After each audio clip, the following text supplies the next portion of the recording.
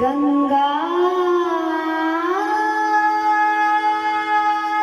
तरंग रमणीय जटा कलापम गौरी निरंतरम विभूषित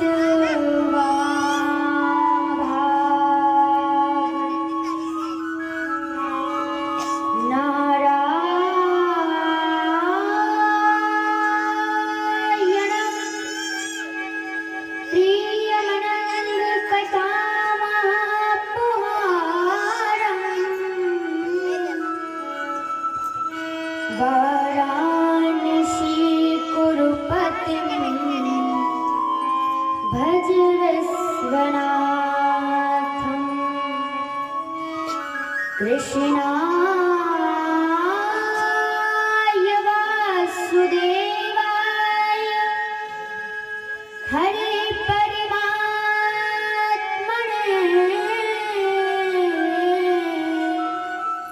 प्रणति कृष्णासाय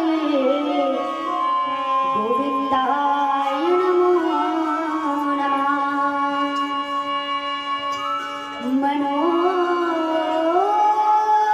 मनोजीवं मारुतितुल्यवेगं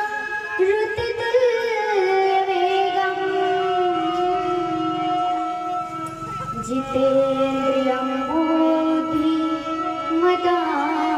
वरिष्ठं वातात्मजं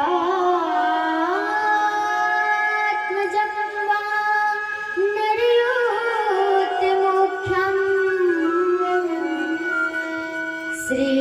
श्रीरामदूतं शरणं प्रपञ्चे। हे हनुमान विराजियो, हे हनुमान विराजियो, कथा होते तुम्हें सच सेवक तुम राम के, मैं चरणों की दास, मैं चरणों की दास। प्रेम से बोलिए श्री हनुमान जी महाराज की जय हो। राधाश्वनी इस कार्यक्रम के अध्यक्ष व संरक्षक जगत नियंता जगताधार जगदीश्वर श्रीमद कौशल्यानंद वंदन मेरा आराध्य स्वरूप स्वयं सीताराम जी महाराज के पावन चरणों में मेरा कोटि कोटि वंदन। उनसे प्रार्थना कि वो आकर के अपना आसन ग्रहण करें। प्रातः स्मरणीय मेरे गुरुदेव जी के चरणों में मेरा बारंबार प्रणाम। राम कथा के अनन्य अनुरागी अंजनानंदन श्री हनुमान जी महाराज के चरणों में मेरा कोटि कोटि वंदन। उनसे प्रार्थना कि वो भी आकर के अपना आसन ग्रहण करें, ताकि मेरी वाणी में प्रभु की कथा को कहने का सामर्थ्य आवे। जगत जननी परा अम्बा माँ दुर्गा भवानी के चरणों में नमन दंडवत करते हुए स्थान देवता, ग्राम देवता, अखिल ब्रह्मांड में व्याप्त भक्तों के हृदय में बैठी भक्ति महारानी के चरणों में मेरा बारंबार प्रणाम। क्षमा धरनीय परम पिता परमात्मा की कथा में अनन्य अनुराग रखने वाले, श्रद्धा विश्वास रखने वाले पधारे हुए केवल ग्राम जम्बाड़ा के ही नहीं बल्कि अन्यान दूर दराज से पधारकर श्री राम कथा का रसपान करने के लिए पपीहे की भांति, माने मन में एक आशा कि मैं प्यासा हूँ, मैं प्यासा हूँ, मैं प्यासा हूँ, ऐसी भावना जिनके हृदय में बनी हुई है, ऐसे पधारे हुए सब ग्रह सज्जनगण, अर्जनिया वंदनिया भारत की पावन वसुंधरा पर रहने वाली सती सीता अनुसुईया के पावन चरित्रों पर चलने वाली ममतामयी, दयामयी, करुणामयी, वात्सल्यमयी पधारी हुई मातृशक्ति, भारत वाटिका के खिले हुए नवोदित पुष्पित पल्लवित सभी नन्हे मुन्ने बाल गोपाल, युवा साथीगण एवं समस्त आयोजक समिति, मंच पर विराजमान आर्गन पर जो संगत कर रहे हैं दुर्गेश भैया, उन्हीं के साथ तबला पर जो संगत कर रहे हैं मनीष शिव ने, और हारमोनियम पर जो संगत कर रहे हैं धनराज बीते, उन्हीं के साथ जो बहुत सुंदर व्यवस्था साउंड सर्विस चला रहे हैं कमलेश देशमुख, और इनके जितने भी सहयोगी जन हैं सभी भगवान की कृपा के भाजन हैं। आइए सर्वप्रथम कथा में प्रवेश करने से पहले प्रतिदिन के नियम अनुसार मन बुद्धि चित्त को एकाग्र करने के लिए 2 मिनट हरि नाम संकीर्तन, इसके पश्चात देखो संतों ने कथा में प्रवेश करने से पहले भी कीर्तन हरि बोल जय जय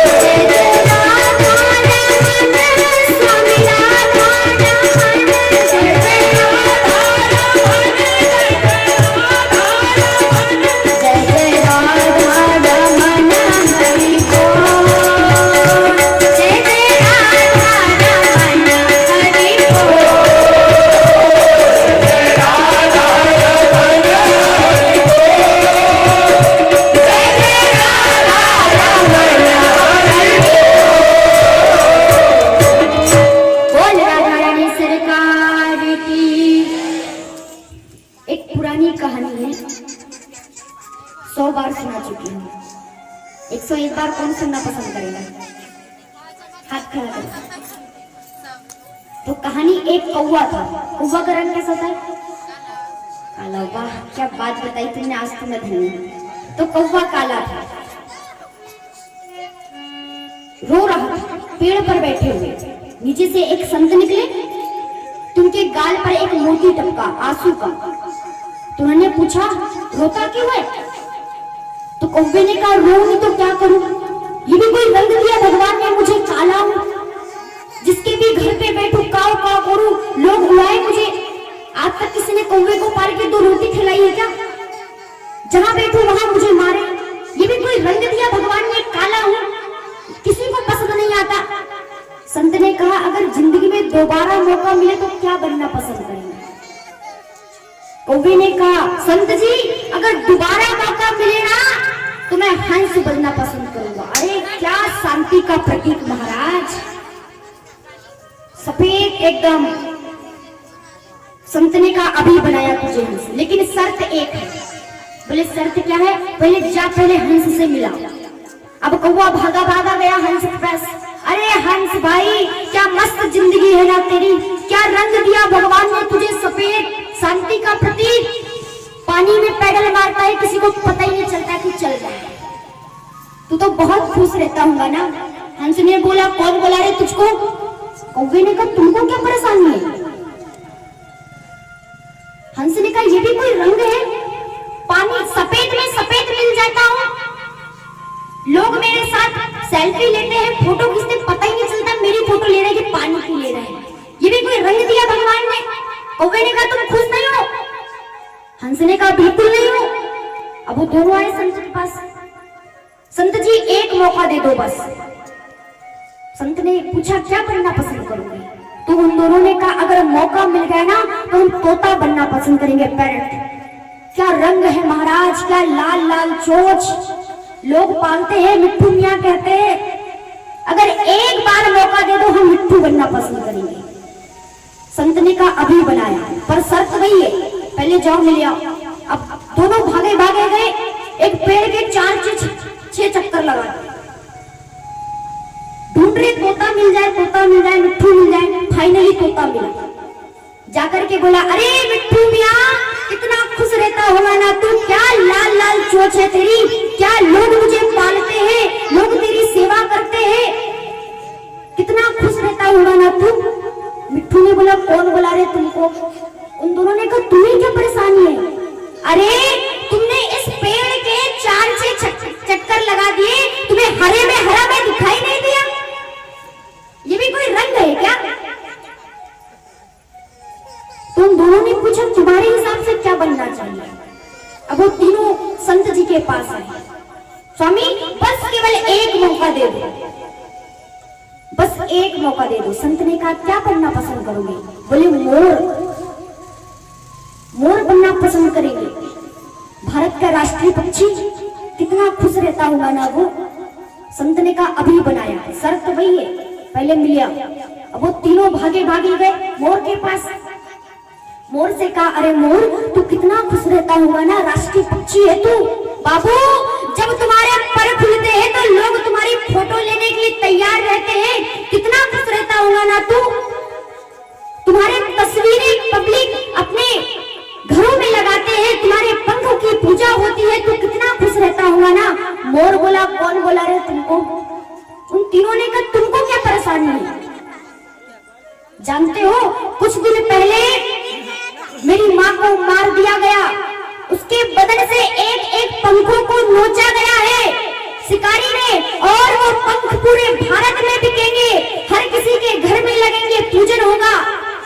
तो उन तीनों ने कहा तुम खुश नहीं हो? अरे बोले यहाँ अगले घंटे का पता नहीं है, कैसे खुश रहे?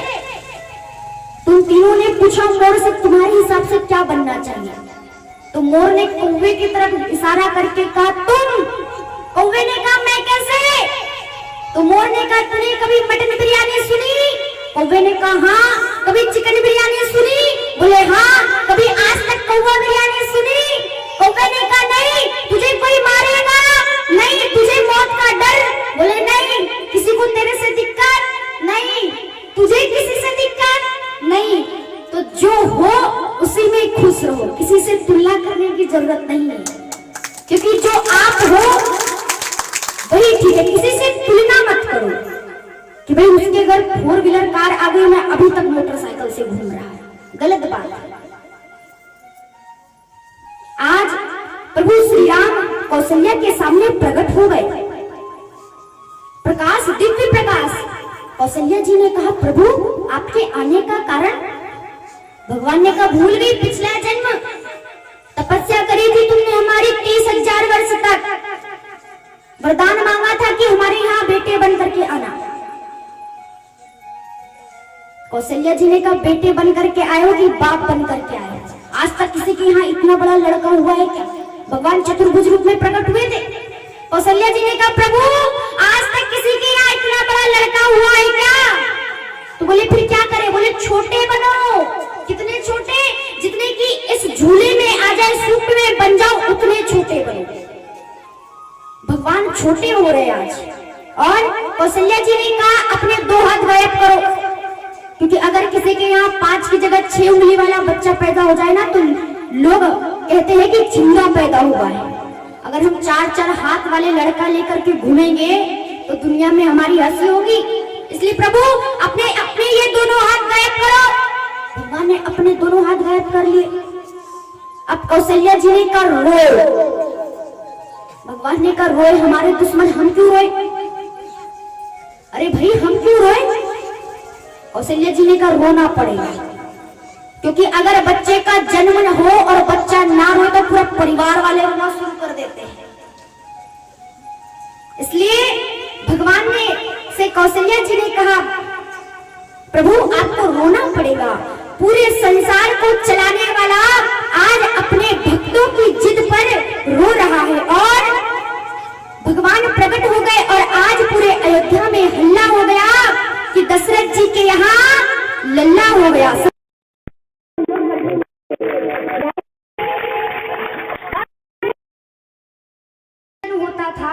भजन होता था तो उसमें लोग नाचते थे, लेकिन आजकल नहीं नाचे शर्म के मारे, इसलिए उसको पलटा दिया कि तुम कीर्तन में नाचो भले ही मत, लेकिन प्रेम के साथ तालियों की सेवा करते हुए हमें कीर्तन करना चाहिए। इसलिए सभी लोग प्रेम के साथ बोलेंगे, बोलिए श्री हनुमान जी महाराज जी की। गाए जा श्री राम की महिमा, गाए जा गाए जा गाए जा। सभी लोग बोलेंगे, अरे गाए जा श्री राम की महिमा, गाए जा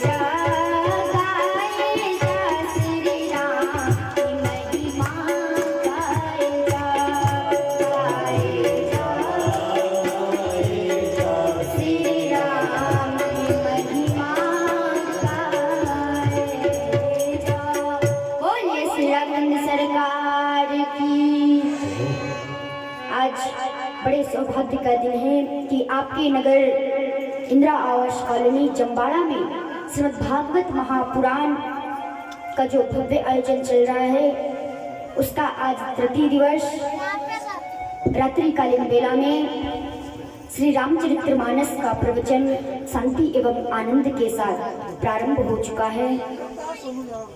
देखिए, केवल कृष्ण का नाम हमें इस भवसागर से पार करने में सक्षम है, दूसरा कोई विकल्प नहीं है महाराज। केवल कृष्ण का भजन, और केवल कलयुग में ही नहीं, द्वापर सतयुग त्रेता में भगवान शंकर पार्वती से कह गए देवी कि महामंत्र।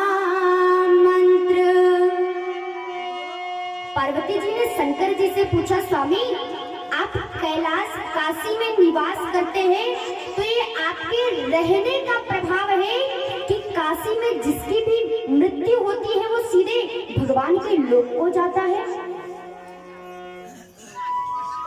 आपके रहने का प्रभाव है कि काशी एक मोक्षदायिनी नगर बन गया। शंकर जी ने कहा, नहीं देवी, मैं काशी में निवास करता हूँ, इस बात को मानता हूँ और जानता भी हूँ, लेकिन काशी मोक्षदायिनी नगरी कैसे बनी यह भी सुन लो। शंकर जी ने क्या कहा, देवी मैं काशी में बैठ करके दिन रात जो महामंत्र का जाप करता हूँ कि महामंत्र जो ये जपत महेशु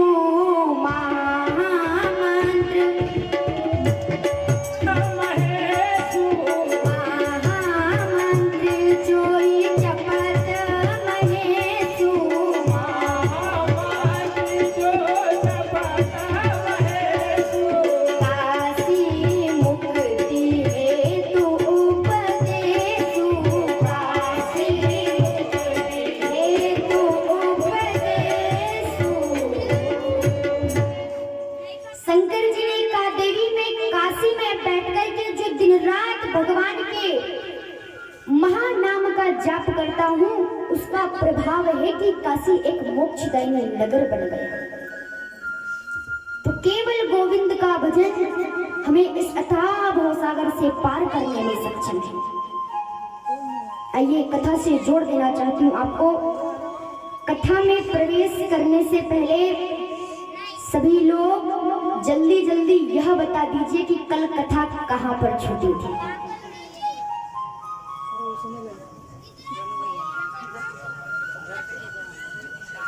कल कथा कहाँ पर छूटी थी?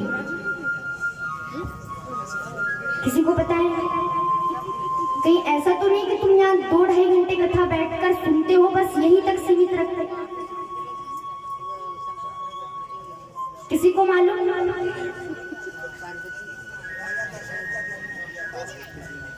जी, हमारे मनु और शत्रुपा जी ने एक बार दादाजी के लिए जोरदार तालियां बजाइए। तपस्या करी, भगवान प्रसन्न हो गए। मनु महाराज ने कहा, प्रभु चाहम तुम्हें, हम आपको तो चाहते ही हैं, लेकिन आपके साथ जो आपसे पहले जो 3 आए थे ना, उनको भी अपने यहाँ पुत्र रूप में प्राप्त करना चाहते हैं। भगवान ने आशीर्वाद दे दिया। वही मनु और शत्रुपा अगले जन्म में अयोध्या के राजा दशरथ और रानी कौशल्या हुई। दशरथ जी का चौथापन आ गया, लेकिन अभी तक उनके यहाँ कोई संतानें नहीं हुई। दशरथ जी ने ये कभी विचार किया ही नहीं, कभी ये रोना किसी से किया ही नहीं कि हमारे यहाँ संतानें नहीं है। किसी से नहीं कहा, चौथापन आ गया। लेकिन जो अपने होते हैं उन्हें चिंता होने लग जाती है। अरुंधति ने जिज्ञासा प्रकट करवाई तो दशरथ जी को आज ग्लानि हुई है। गुरु के पास दौड़ लगा दी, गुरुदेव मुझे बहुत सुख मिला, जीवन में किसी प्रकार की कोई कमी नहीं है, सुख तो इतना मिला है। सुख क्या है? दशरथ जी ने कहा, सुख तो मेरा ये है कि मुझे आप जैसा गुरु मिला है। सुख क्या है कि आप जैसा गुरु मुझे मिला है। मेरी प्रजा भी बहुत अच्छी है, बहुत अच्छे से मेरी सेवा करती है। प्रजा में किसी प्रकार की कोई दिक्कत नहीं है, कोई परेशानी नहीं है। मेरा राज दरबार भी बहुत बढ़िया चल रहा है, लेकिन आज दशरथ जी को ग्लानि हुई।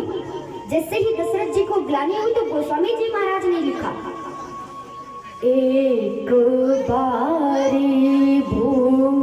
अच्छा, मैंने बताया था जहां कहीं पर भी एक बार शब्द का प्रयोग किया है वहां पर आपको कोई ना कोई घटना मिलेगी, कोई ना कोई विस्तार मानो बताना चाहते हैं कि एक बार ऐसा हुआ।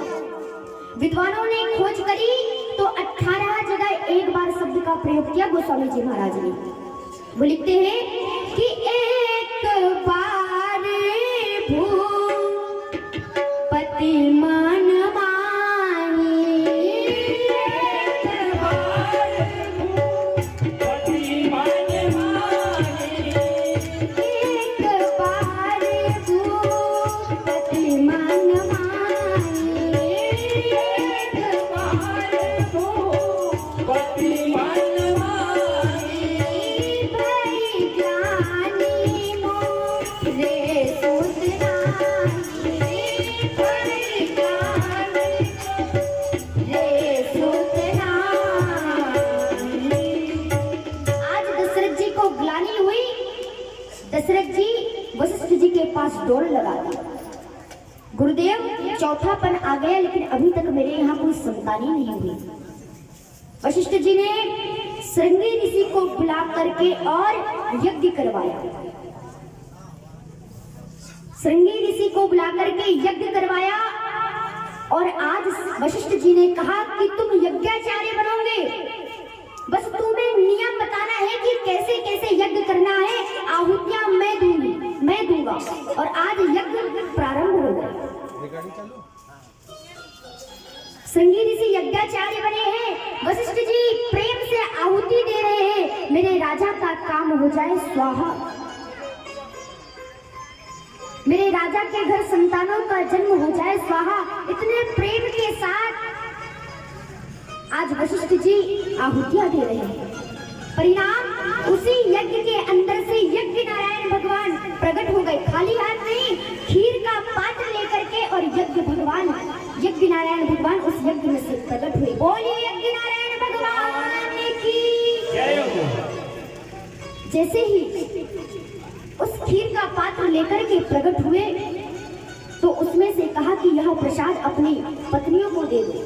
आधा भाग कौशल्या को दिया, अर्ध भाग कौशल्य ही दीना, और जो आधा बचा था उसमें से आधा केकई को और आधी सुमित्रा को दिया। सुमित्रा जी के मन में विचार आया, क्या खीर खाने से भी कोई संतानें होती है क्या? ये प्रसाद को ग्रहण करने से भी क्या कभी किसी को संतानें हुई है? जरा सा मन में भाव आया। कथा आती है कि चील आया और सुमित्रा के हाथ से उस खीर का पात्र लेकर के उड़ा। अंजना पर्वत पर अंजना सुबह सुबह सूर्य को अर्घ दे रही थी, वह दोना ले जाकर के उनके हाथ में छोड़ दिया। आकाशवाणी हुई, अंजना इस प्रसाद का तिरस्कार मत करना, ये भगवान यज्ञ नारायण भगवान का प्रसाद है। अंजना ने उस प्रसाद को ग्रहण किया। समय आने पर समय अनुसार उनके यहाँ उसी प्रसाद से श्री हनुमान जी महाराज का प्रागट्य हुआ। बोलिए श्री हनुमान जी महाराज की जय हो। इधर सुमित्रा जी रोने लगी। अरे अगर मान लो प्रसाद से बच्चे हो गए, मेरी बड़ी बहन के यहाँ बच्चे हो गए, कैकेयी के यहाँ बच्चे हो गए, तो मैं तो निसंतान रह जाऊंगी। रोने लगी। अगर आज की कोई जेठानी होती तो 1000 सुना देती, अगर आज की कोई नारी होती तो 1000 सुना देती। अरे तुम्हारे पति ने कितनी आपत्ति में, कितनी विपत्ति में यज्ञ करवाया और तुमने चील बाज को खिला दिया। कितने खरी खोटी सुना देती। तुम अभागन हो, पापनी हो, तुम्हारे भाग्य में ही नहीं लिखा है। लेकिन कौशल्या और कैकेयी ने एक शब्द तक नहीं किया, एक शब्द नहीं कहा। बहन, अगर तुम्हारा प्रसाद तुमसे छीन लिया है तो क्या हुआ, हमारे पास है ना, तुम हमारे पास का प्रसाद ग्रहण करो। और आधा भाग कौशल्या ने दिया और आधा भाग कैकेयी ने दिया और उसी प्रसाद को सुमित्रा जी ने ग्रहण किया। इतना प्रेम है देवरानी, और ऐसा प्रेम हमारे यहाँ देवरानी और जेठानी में रहना चाहिए। तीनों बहनों में इतना प्रेम है। और आजकल की माताएं, अगर देवरानी की साड़ी जेठानी ने पहन ली ना तो बच्चा साड़ी पकड़ करके कहता है ये हमारी मम्मी की साड़ी है। उसे कैसे पता कि हमारी मम्मी की है कि बड़ी मम्मी की है? क्योंकि वो जब पेट में था ना तभी से तुमने भेदभाव करना शुरू कर दिया। आज महाराज कौशल्या, कैकेयी और सुमित्रा गर्भवती है, तो गर्भवती के टाइम क्या कर रही है? व्हाट्सएप चला रही है, फेसबुक चला रही है। देखिए महाराज, अगर तुम मोबाइल चलाओगे बेटा, पैदा होती मोबाइल मांगेगा, कोई शंका नहीं है। तभी तो आजकल पिताजी के पास छोटा मोबाइल होता है और बच्चों के पास बड़ा बड़ा मोबाइल होता है व्हाट्सएप चलाने वाला। होता है कि नहीं होता है? आज कौशल्या, कैकेयी और सुमित्रा गर्भवती है तो सुंदर सुंदर आचरण कर रही है, सुंदर संस्कार अपने बच्चों को दिए। समय आने पर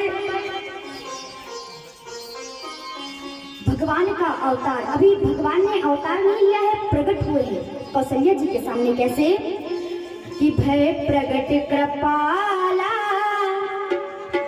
दीन दयाला कौशल्या हितकारी, भय प्रगट कृपाला दीन दयाला कौशल्या हितकारी।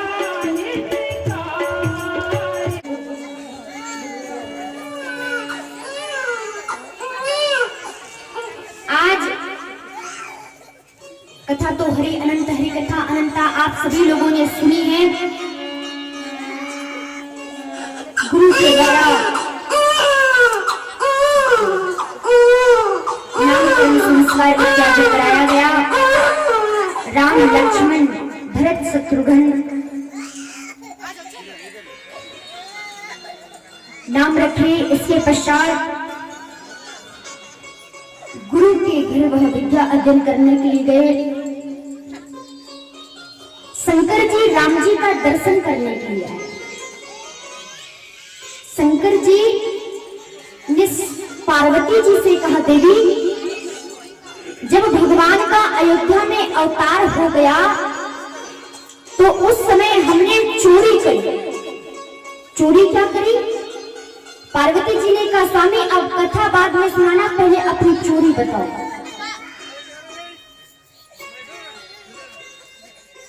शंकर जी ने कहा, देवी तुम जानती हो पिछले जन्म में जब तुमने सती बन करके और चोरी की, माने परीक्षा ली राम जी की, तो तुमने झूठ बोला। लेकिन मैंने जो चोरी की है उसको मैं दबंगी के साथ सबको बताना चाहता हूँ। क्या चोरी की शंकर जी ने? शंकर जी कहते हैं, देवी जब अयोध्या में भगवान का अवतार हो गया तो उस समय मैंने भगवान के दर्शन करने के लिए रूप बनाया। कौन सा रूप? मनुष्य का रूप बना करके, और मैं भगवान का दर्शन करने अयोध्या गया। तो पार्वती जी ने पूछा, स्वामी जब आप अयोध्या गए दर्शन करने के लिए तो आप अकेले थे या आपके साथ में कोई और था? अकेले थे कि साथ में कोई और था? शंकर जी ने कहा, नहीं देवी साथ में और थे कागभूषण जी, क्योंकि चोरी कभी भी बिना दो लोगों के सफल नहीं होती। तुमने यही गलती करी कि तुमने अकेले चोरी करी, तुम इसीलिए विफल हो गई, क्योंकि चोरी बिना दो लोगों के कभी सफल नहीं होती। हमने मनुष्य का रूप बना करके जैसे ही चलने लगे तो मीडिया प्रभावी, देवताओं के वरिष्ठ पत्रकार नारद जी आ गए। नारद जी ने कहा, प्रभु कहाँ जा रहे हो? बोले अयोध्या भगवान का दर्शन करने के लिए, भगवान का अवतार हुआ है अयोध्या में। तो नारद जी ने कहा, प्रभु सारी दुनिया ऊंचाई की तरफ भाग रही है और आप अपनी कैलाश की ऊंचाई को छोड़ करके नीचाई की तरफ आ रहे हो। पूरी दुनिया ऊंचाई की तरफ भाग रही है और तुम अपने कैलाश की ऊंचाई को छोड़ रहे हो। तो शंकर जी ने कहा, नारद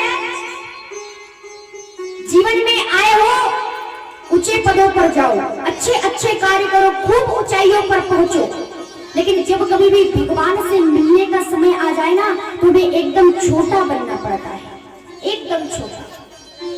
तो आज शंकर जी ने कैलाश की ऊंचाई का त्याग करके और अयोध्या में पधारे हैं। काकभूषण जी से कहा कि चलो भगवान का दर्शन कर आते हैं। तो क्या किया, शंकर जी ने मदारी का खेल दिखाना चाहा, क्योंकि बच्चे लोग मदारी के खेल से बहुत जल्दी प्रसन्न हो जाते हैं। इसलिए कहा कि क्यों ना मदारी का खेल दिखाया जाए। काकभूषण जी से कहा कि तुम्हारे पास डमरू तो है, 2-4 डिब्बों की जुगाड़ कर लो बस, क्योंकि जुगाड़ से तो बड़े बड़े काम हो जाते हैं। बता रहे थे कि कोई विदेशी आदमी भारत भ्रमण करने के लिए आया, तो उसने दिल्ली में किराए से एक कार ली। अब वो जैसे ही दिल्ली का भ्रमण करने के लिए निकला तो रास्ते में उनकी कार खराब हो गई। अब वो जैसे ही मिस्त्री के पास लेकर के गए तो मिस्त्री ने कहा कि इसमें जो सामान डलना था, जो पुर्जा डलना था, वो तो हमारे पास नहीं है, लेकिन फिर भी मैं जुगाड़ कर दे रहा हूँ, मेरी गारंटी है कि तुम्हें ये दिल्ली घुमा देंगे। अब वो विदेशी आदमी क्या जाने जुगाड़ माने कौन सी चिड़िया का नाम है जुगाड़। उन्हें जुगाड़ बनाई, वो पूरी दिल्ली घूम गया। फिर उसके मन में विचार आया कि सुना है भारत में ताजमहल एक पति ने अपनी पत्नी की याद में बनाया है, बहुत सुंदर महल, तो क्यों ना उसका भी दर्शन कर लूं। महाराज वो आगरा आया, जैसे ही आगरा के समीप आया उनकी गाड़ी फिर खराब हो गई। मिस्त्री के पास लेकर के गए, मिस्त्री ने कहा कि जो पुर्जा इसमें डलना है वो तो हमारे पास नहीं है, लेकिन फिर भी मैं जुगाड़ कर दे रहा हूँ, मेरी गारंटी है कि तुम्हें आगरा घुमा दूंगी। मिस्त्री ने जुगाड़ करी, वो पूरी आगरा घूम गया। वो जैसे ही भारत भ्रमण करके अपने देश लौटा तो वहां के राष्ट्रपति ने पूछा तुम्हें भारत में क्या अच्छा लगा, तुम्हें भारत में क्या अच्छा लगा। तो उस विदेशी आदमी ने कहा जो अच्छा लगा सो लगा, लेकिन हमें भारत की जुगाड़ बहुत बढ़िया लगा। महाराज अगर देश को ठीक चलाना चाहते हो ना तो ये जुगाड़ नाम की चीज ला लो। अगर गाड़ी खराब हो जाए तो पुर्जा निकालना पड़ता, जुगाड़ से गाड़ी चलती है। काकभूषण जी ने 2-4 डिब्बों का जुगाड़ किया। अब जैसे ही अयोध्या में पहुंचे तो दशरथ जी के खिड़कियों के झरोखों के पास ऐसे बैठ गए और शंकर जी ने हनुमान जी को लेकर के, और जब पहुंचे तो काकभूषण जी से कहा कि तुम गाना गाओ, बेटा बैठ जाओ, बाद में बात देना।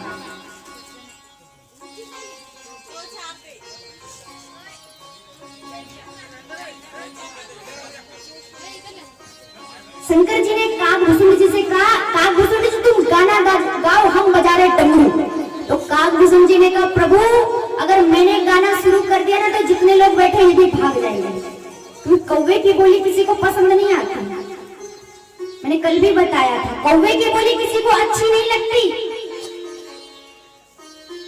आज जैसे ही शंकर जी और काकभूषण जी ने खेल दिखाना प्रारंभ किया कि अरे कम से कम भगवान बाहर ना भी निकले तो खिड़की से झांक कर ही कौशल्या जी को गोद में ले ले तो हम दूर से ही भगवान का दर्शन करके चले जाएंगे। तो जैसे ही खेल दिखाने लगे और जैसे ही राम जी के कानों में आवाज पहुंची कि शंकर जी का डमरू, वो भी अयोध्या में, देखा अरे बाबा इतना बड़ा नाटक, मेरे दर्शन पाने के लिए तुमने इतना बड़ा नाटक कर दिया। हनुमान जी को लेकर, काकभूषण जी को लेकर के और मदारी का रूप, मदारी का खेल दिखाने के लिए आए। प्रभु अब बाहर क्या दर्शन देना, तुम्हें भीतर ही बुला लो।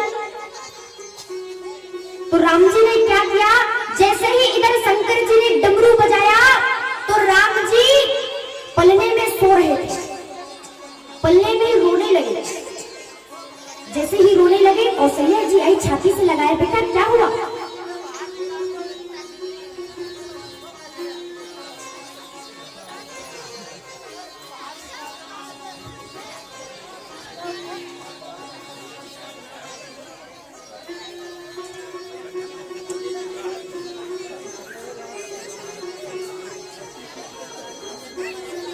बोल शंकर भगवान की। राम जी ने उस खिड़की की ओर से इशारा किया, मैया ये जो मदारी का खेल दिखा रहे हैं ना, मुझे इनका खेल देखना है। लेकिन मैया उल्टा समझ गई।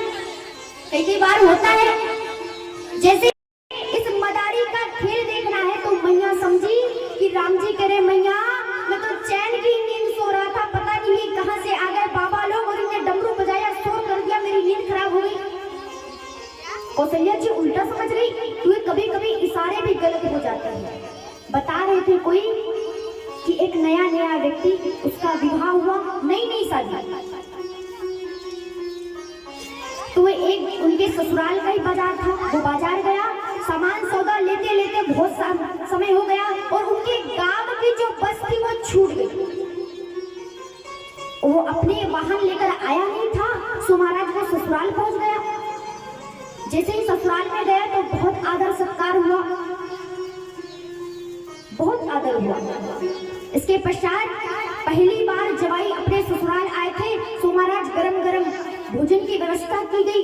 जैसे ही भोजन करने के लिए बैठे तो उनकी पत्नी ने अपनी छोटी बहन से कह दिया कि तुम तुम्हारे जीजा जी का आसन ऐसी जगह लगाना कि मैं किचन में से पूड़ियां भी बनाते जाऊं और उनको देखती भी जाऊं। पहले एक जमाना था जब कभी बेटी अपने माता पिता के सामने, बड़ों के सामने अपने पति से बात नहीं करती थी, देखती भी नहीं थी। छोटी बहन ने वैसे ही किया। अब वो किसान खेत में काम करने वाले 20 पूड़ी खाए बिना पानी नहीं पीते। अब जैसे ही भोजन करने के लिए बैठे तो महाराज एक पूड़ी, अब छोटी छोटी पूड़ी बनाई उन्होंने, एक पूड़ी सब्जी में लगाई और एक ही बार में खा गए। छोटी बहन को हंसी आई, उन्होंने कहा जीजी लगता है जीजा जी बहुत दिन से भूखे हैं। पत्नी को बुरा लगा, नया नया विवाह हुआ था, ससुराल में बदनामी होगी। पत्नी ने खांसना शुरू किया, माने कुछ इशारा किया, खांसना शुरू किया। हमारी माताओं का भी स्वभाव होता है, जब कभी अगर घर में कोई आए, आप तो बैठ जाते हैं मेहमानों के साथ बात करने के लिए, अगर घर में दूध ना हो तो चिमटा फेंकेंगी, बर्तन बजाएंगी या कुछ भी करेंगी ताकि पता चल जाए घर में कुछ गड़बड़ है। महाराज जैसे ही उसने खांसना शुरू किया तो पति ने देखा, तो पत्नी इशारा कर रही थी, अरे एक पूड़ी के कम से कम 2 तो कर लो, एक पूड़ी के कम से कम 2 तो कर लो। अब पत्नी ये इशारा कर रही थी एक पूड़ी के 2 कर लो, लेकिन पति ने सोचा हमारी पत्नी जी कह रही है, अरे हम बना रहे हैं, तुम क्यों टेंशन ले रहे, तुम तो 2-2 खाओ। तो कभी कभी इशारे भी बड़े उल्टे हो जाते हैं। अब राम जी तो इशारा कर रहे थे, मैया मुझे मदारी का खेल देखना है, लेकिन कौशल्या जी समझी कि राघव जो कह रहे हैं, माँ मैं तो चैन की नींद सो रहा था, लेकिन पता नहीं ये कहां से आ गए शोरगुल करने वाले। कौशल्या जी ने तुरंत ही बुलाकर के कहा, अरे कौन आ गई है, भगाओ इनको यहाँ से। और जैसे ही उनको वहां से भगा दिया, अब राम जी रोए जा रहे हैं, रोए जा रहे हैं। पूरा राज दरबार परेशान हो गया। दशरथ जी ने कहा, बेटा क्या हुआ, क्यों रो रहे हो? राम जी ने कहा, पिताजी बान रो प्रियता, बान रो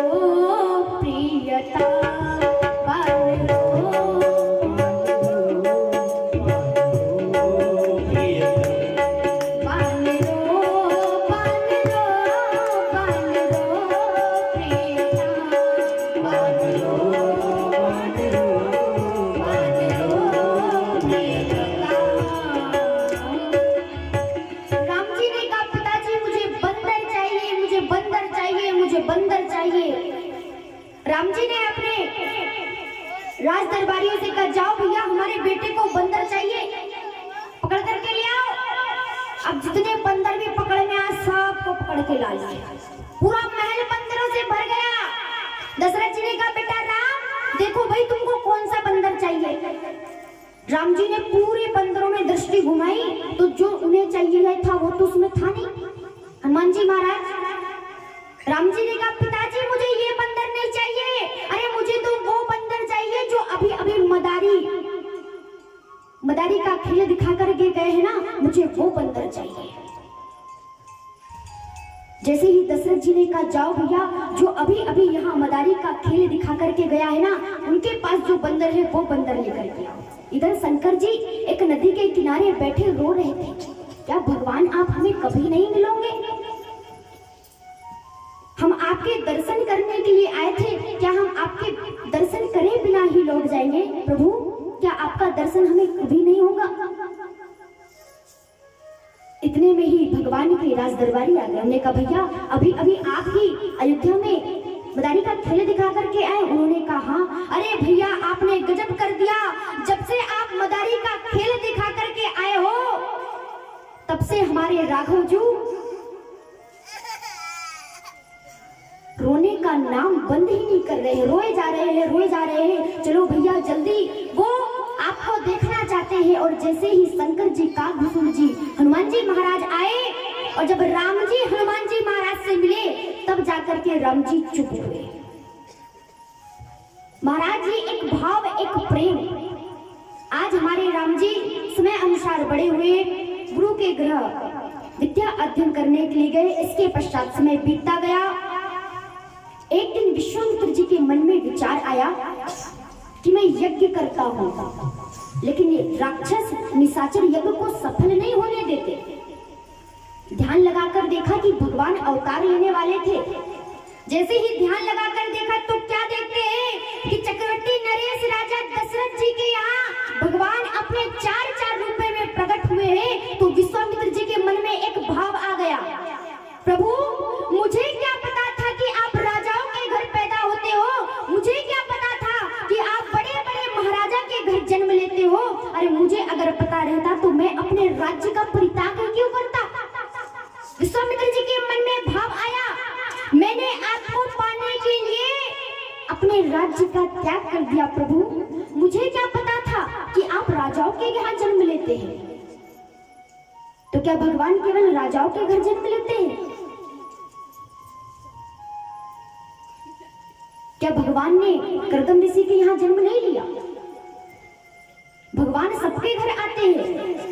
विश्वामित्र जी ने आज मन में विचार किया कि मैं यज्ञ करता हूँ, लेकिन राक्षस निशाचर इस यज्ञ को पूर्ण नहीं होने देते हैं। विचार किया क्यों ना भगवान को ला करके ही मैं इस यज्ञ को सफल करवाऊं। जैसे ही विश्वामित्र जी चले और सूचना पहुंची राजमहल में कि विश्वामित्र जी का आगमन हुआ है, तो पूरे समाज के साथ आज दशरथ जी विश्वामित्र के आगमन में पहुंचे। लाकर के बाबा को अपने सिंहासन पर बिठा दिया, चरणों को धोया गया। इसके पश्चात सुंदर भोजन की व्यवस्था करी, भोजन करवाया। समाज के सहित राजा ने बाबा का सम्मान किया।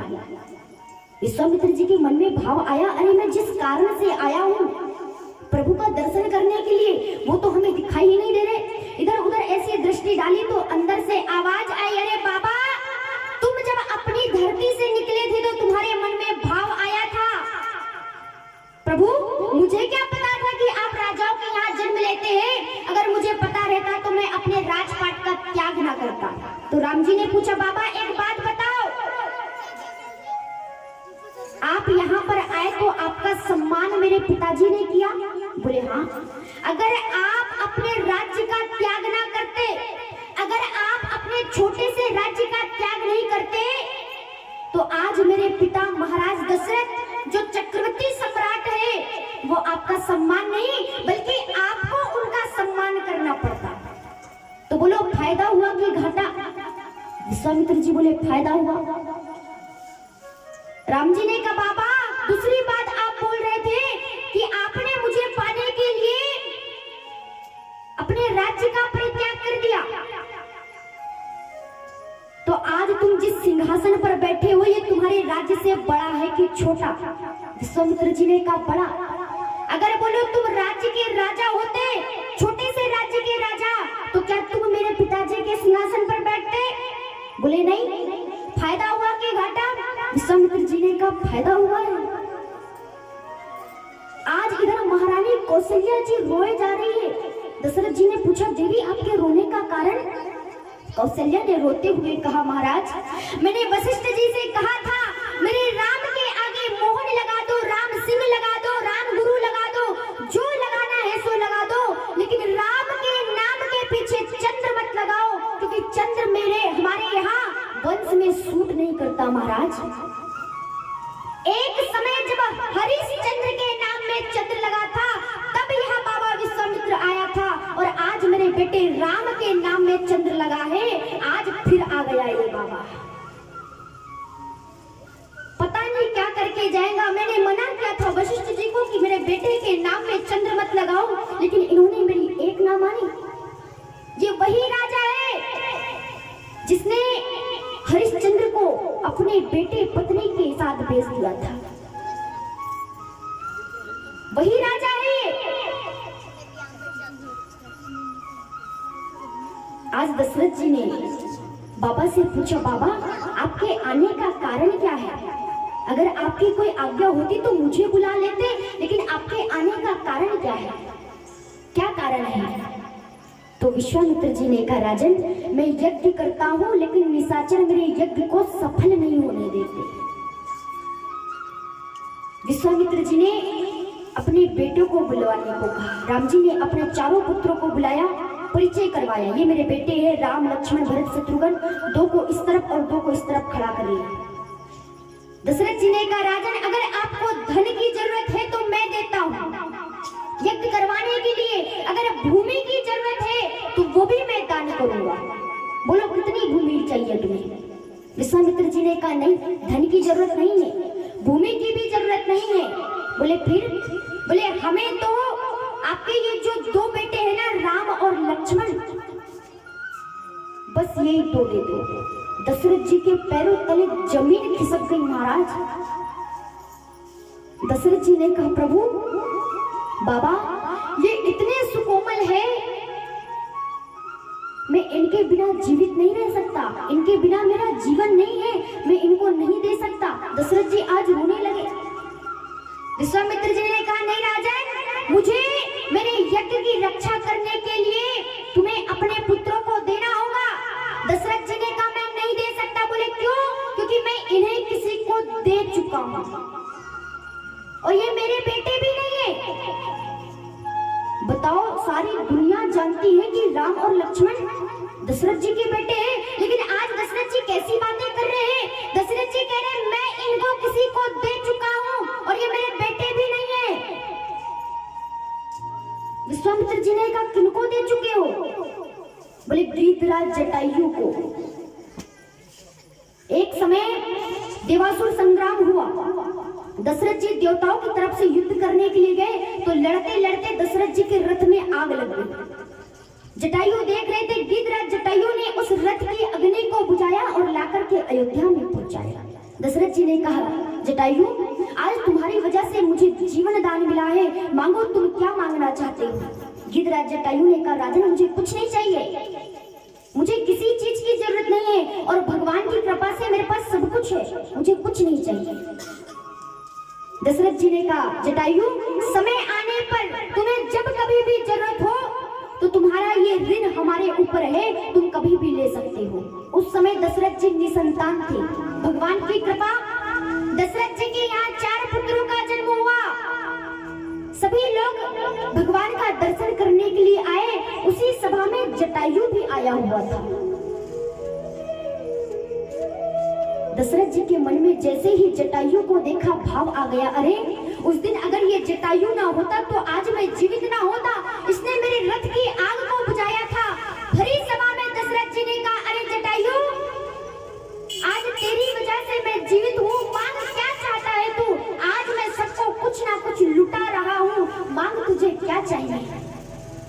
गृधराज जटायु ने कहा, प्रभु राजन मुझे कुछ नहीं चाहिए, किसी प्रकार की कमी नहीं।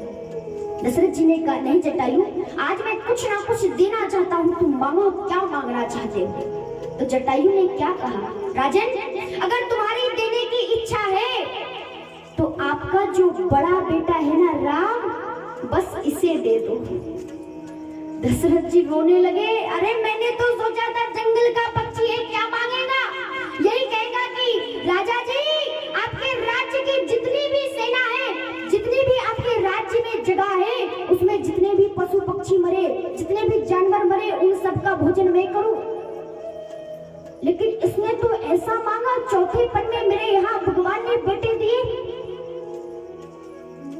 जटायु ने कहा, मुझे बस आपका बड़ा बेटा राम दे दो। दशरथ जी रोए जा रहे हैं, रोए जा रहे हैं। जटायु ने कहा, राजन चिंता मत करो, बेटे को रखोगे आप, पालन पोषण करेंगे आप, पढ़ाएंगे लिखाएंगे आप। बोले फिर? बोले मैं तो उस दिन के लिए मांग रहा हूँ जिस दिन मेरा अंतिम समय आ जाए। मेरे यहाँ कोई संतानें नहीं है, मैं निसंतान हूँ और अब मैं जर्जर हो चुका हूँ। इस शरीर की कोई कीमत नहीं, मतलब कि कब समाप्त हो जाए। अब मेरा अंतिम समय आ गया,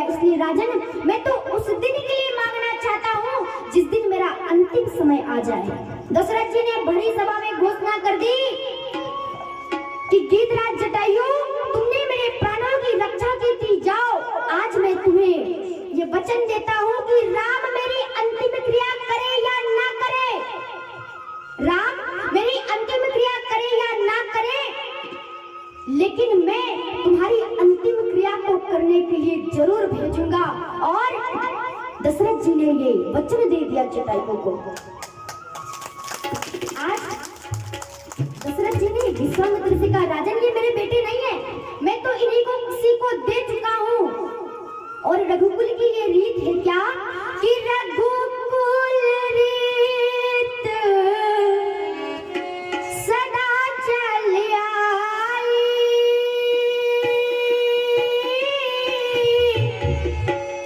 प्राण जाए पर वचन न जाए। राम सिया राम सिया राम जय जय राम, राम सिया राम जय जय राम। रघुकुल रीत सदा चल आई, प्राण जाए पर वचन न जाए। राम सिया राम जय जय राम, राम सिया राम जय जय राम।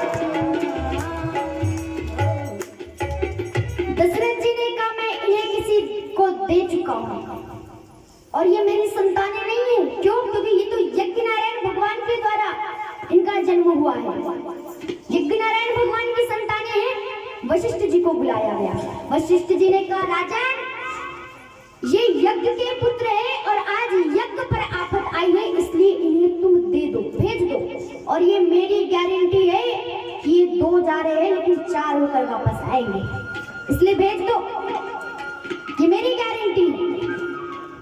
लेकिन दशरथ जी की आंखों से झरझर आंसू बह रहे हैं, क्योंकि दशरथ जी ने, मनु महाराज ने भगवान के सामने मांगा था, प्रभु मेरा जीवन वैसे ही ना रहे जैसे एक मणिहारे सर्प के मणि चले जाने पर प्राण नहीं बचते, जैसे जल को, मछली को जल से अलग करने पर मेरे प्राण ना बचे, ऐसे ही मेरा जीवन भी भगवान के बिना ना रहे। दशरथ जी रो रहे और कह रहे कि रघुनाथ मैं न दूंगा, रघुनाथ मैं न दूंगा, मुनिनाथ मरते मरते, मुनिनाथ मरते मरते, रघुनाथ मैं न दूंगा, रघुनाथ मैं न दूंगा, मुनिनाथ मरते मरते, मुनिनाथ मरते मरते, मेरे प्राण ना बचेंगे, मेरे प्राण ना बचेंगे, यह दान करते करते, यह दान करते करते, रघुनाथ मैं ना दूंगा, रघुनाथ मैं न दूंगा, मुनिनाथ मरते मरते, मुनिनाथ मरते मरते। आज भगवान ने राम जी और लक्ष्मण जी को विश्वामित्र जी को दे दिए। जैसे ही राम जी कौशल्या जी के पास आज्ञा लेने के लिए गए, माँ बाबा विश्वामित्र मांगने के लिए आए हैं, तो छोटे भैया अनुज और मैं उनके साथ जा रहा हूँ। तो कौशल्या जी ने क्या कहा, राम तुम जा रहे हो लेकिन एक बात का ध्यान देना, ये जो तुम्हारा छोटा भाई लक्ष्मण है ना, ये बहुत क्रोधी स्वभाव का है, इसलिए इसको कभी भी अकेला मत छोड़ना। क्योंकि पता चला तुमने कहीं थोड़े ही टाइम के लिए लक्ष्मण जी को अकेला छोड़ दिया। लक्ष्मण जी भी क्रोधी, विश्वामित्र जी भी क्रोधी, पता नहीं कब झगड़ बैठे। इसलिए राम तुम कभी भी लक्ष्मण को अकेला मत छोड़ना। विश्वामित्र जी राम और लक्ष्मण को लेकर के चले, ताड़का का वध किया, अहिल्या का उद्धार किया, यज्ञ को सफल करवाया। इसके पश्चात आज जनक जी के यहाँ विश्वामित्र और राम लक्ष्मण जनकपुर में पधारे हुए हैं। पुष्प वाटिका की कथा बड़ी मनोहारी मंगलकारी चर्चा है। आज यहाँ पर पधारे हुए हैं, तो जैसे ही विश्वामित्र राम लक्ष्मण जनकपुर में पधारे तो भ्रमण करने के लिए जब राम और लक्ष्मण गए तो वहां की सखियों ने देखा राम जी को, तो कहा, एक दूसरे से चर्चा करने लगी, सखी अगर ये जो सावरे रंग का राजकुमार है ना, ये जो सावरे रंग का राजकुमार है, अगर इसके साथ हमारी किशोरी जी का विवाह हो जाए तो कितना फायदा होगा। किसी ने कहा, अरे राम जी के साथ अगर सीता जी का विवाह हो गया तो तुम्हें क्या फायदा होगा। तो सखियों ने कहा, अगर मान लो राम जी के साथ हमारी सीता जी का विवाह हो गया तो बार ही बार स्नेह बस, अरे बार ही बार स्नेह बस जनक बुला बहुसी, तो लेन आई है बंधु दो कोटि काम कपनी, अरे बहन कोटि काम कपनी। बोले जब जनक जी अपनी पुत्री का विवाह राम जी के साथ कर देंगे तो फिर क्या होगा। बोले बार बार स्नेह के वशीभूत होकर के जनक जी अपनी बेटी को जनकपुर बुलाएंगे। बोले हाँ, तो इससे तुम्हें क्या फायदा होगा। बोले जब बार बार जनक जी अपनी बेटी को जनकपुर बुलाएंगे तो लेन आई है बंधु दो। जब जब ये दोनों सावरे रंग के राजकुमार जनकपुर आया करेंगे सीता जी को लेने के लिए, तो जितने बार ये जनकपुर आएंगे उतने ही बार हमें इन सावले राजकुमार का दर्शन हो जाएगा, तो फायदा तो बहुत है। और आज जनकपुर वालों ने अपना चंचल मन, सुंदर मन भगवान के चरणों में समर्पित कर दिया। भगवान उसी मन को लेकर के आज जनक जी के यहाँ पधारे हुए हैं, जहाँ पर जनक जी ने धनुष को तोड़ने की प्रतिज्ञा रखी। ध्यान देना। अच्छा, इतने बड़े राजा उन्होंने धनुष तोड़ने की प्रतिज्ञा क्यों रखी कि जो भी धनुष का खंडन कर देगा उसी के साथ जानकी जी का विवाह संपन्न कर देंगे बिना विचारे। क्या कारण था। कथाएं आती है जनक जी के यहाँ एक पुराना विशाल धनुष रखा है जिसकी नित्यम प्रति महाराज जनक जी पूजा करते हैं। तमसा नदी में स्नान करने जाते, उसके पश्चात उस धनुष का पूजन करते। एक दिन थोड़ा समय हो गया, सुनैना जी ने अपनी बेटी सीता से कहा, बेटी तुम्हारे पिताजी को पूजा करनी होगी ना। माताओं का स्वभाव होता है, लड़का 18-20 साल का हो जाएगा कभी एक गिलास पानी नहीं मांगेगी। लड़का 18-20 साल का हो जाएगा लेकिन कभी एक गिलास पानी नहीं मांगेगी। और लड़की 12-13 साल की हुई काम में लगाना शुरू कर देती है बेटी माता है, क्योंकि पराए घर जाना है। स्वभाव होता है हमारे यहाँ का। और हमारे यहाँ पता है बेटियां को चलते समय पानी पिलाया जाता है। बेटियां को चलते समय पानी पिलाया जाता है। क्यों? क्या बेटी को रोते रोते प्यास लगाई या रास्ते में पानी नहीं मिलेगा। वैसे आजकल की लड़कियां तो रोती ही नहीं, कहाँ रोती आजकल की लड़कियां। टाटा बाय बाय करके गाड़ी में बैठते फुर्र उड़ जाती है। एक लड़की की विदाई हुई तो वो रोई नहीं रही। उसकी सहेलियों ने कहा, अरे रो। तो उसने कहा, रोना ही नहीं आ रहा है। सहेलियों ने कहा, कम से कम बनावटी रो। तो उसने कहा, आ ही नहीं रहा है। बोले फिर? उनकी सहेली ने थोड़ी सी मिर्च ला करके दी, उन्हें आंख में लगाई, उसे बनावटी आंसू गिरा। उसकी माँ लगी डांटनी, डोरे तू क्यों रोती है? तुझे रोने की जरूरत नहीं है, अब रोएंगे वो जहाँ तू जा रही है।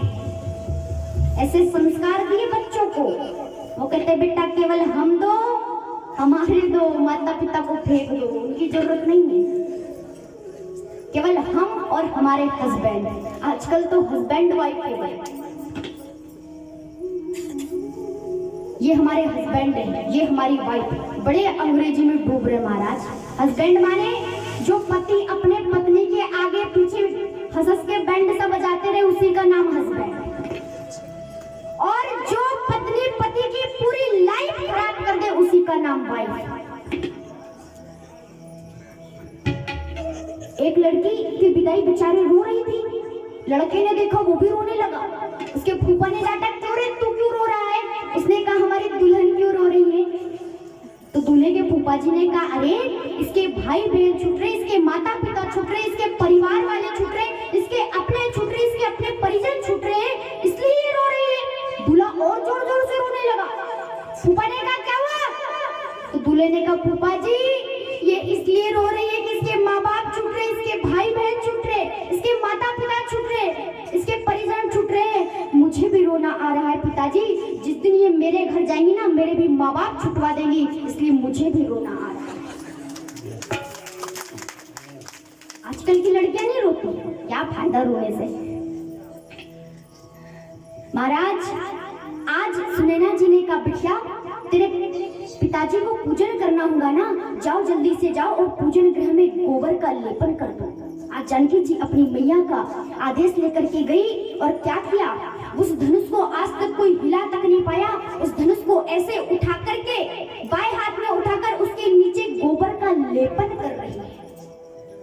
जनक जी ने ये दृश्य देखा, आश्चर्यचकित हो गए। अरे ये मेरी बेटी साधारण नहीं है, ये तो आज्ञा शक्ति मिली घर पल रही है, ये तो स्वयं शक्ति है। अब मैं इस शक्ति को ढूंढने के लिए, इसके लिए शक्तिमान कहाँ ढूंढूंगा? मुझे क्या पता है इसका शक्तिमान कहाँ है, इसलिए मैं धनुष तोड़ने की प्रतिज्ञा करता हूँ। जिस धनुष को शक्ति ने उठा लिया, निश्चित शक्तिमान तोड़ देगा। इसलिए जनक जी ने आज धनुष को तोड़ने की प्रतिज्ञा रखी है। जो भी धनुष का खंडन कर देगा, उसी के साथ जानकी जी का विवाह बिना विचारे संपन्न कर देंगे। कथाएं अनंत। जनक जी के यहाँ सभा लगी हुई है और जनक जी ने घोषणा कर दी कि जो भी राजा का धनुष का खंडन करेगा, उसी के साथ जानकी जी का विवाह संपन्न कर दिया जाएगा। अब राजाओं ने दौड़ लगाई, क्योंकि राजाओं के मन में विचार आ गए कि हमसे पहले इसने नंबर ना लगा ले। गोस्वामी जी महाराज लिख रहे कि परिकर बांधे अरे उठे अकुलाई, चले इष्ट देवन सिर नाई। परिकर बांधे उठे अकुलाई, चले इष्ट देवन सिर नाई। जैसे ही एक राजा धनुष के पास धनुष तोड़ने के लिए जाता है, तो पीछे बैठे 9,999 राजाओं की संख्या 10,000। पीछे बैठे 9,999 राजा अपने अपने भगवान से प्रार्थना करते, हे भगवान, ये धनुष हमसे टूटे या ना टूटे। क्या कह रहे राजा? प्रभु ये धनुष हमसे टूटे या ना टूटे, लेकिन जो जा रहा है ना, इससे नहीं टूटना चाहिए। अब बताओ, जो जा रहा है ना, उससे धनुष टूटेगा ना, जो पीछे बैठे उनसे धनुष टूटेगा। परिणाम एक एक करके 10,000 राजाओं का नंबर निकल गया, लेकिन धनुष ने हिलने तक का नाम नहीं लिया महाराज, हिलने तक का नाम नहीं लिया। जब 10,000 राजाओं का नंबर लग गया, तो सभी ने सोचा कि क्यों ना एक साथ धनुष को उठाए गठबंधन की सरकार। अगर अकेले से नहीं हो रहा है तो गठबंधन की सरकार बनाओ। आज सभी राजाओं ने एक साथ धनुष को उठाने का निर्णय लिया।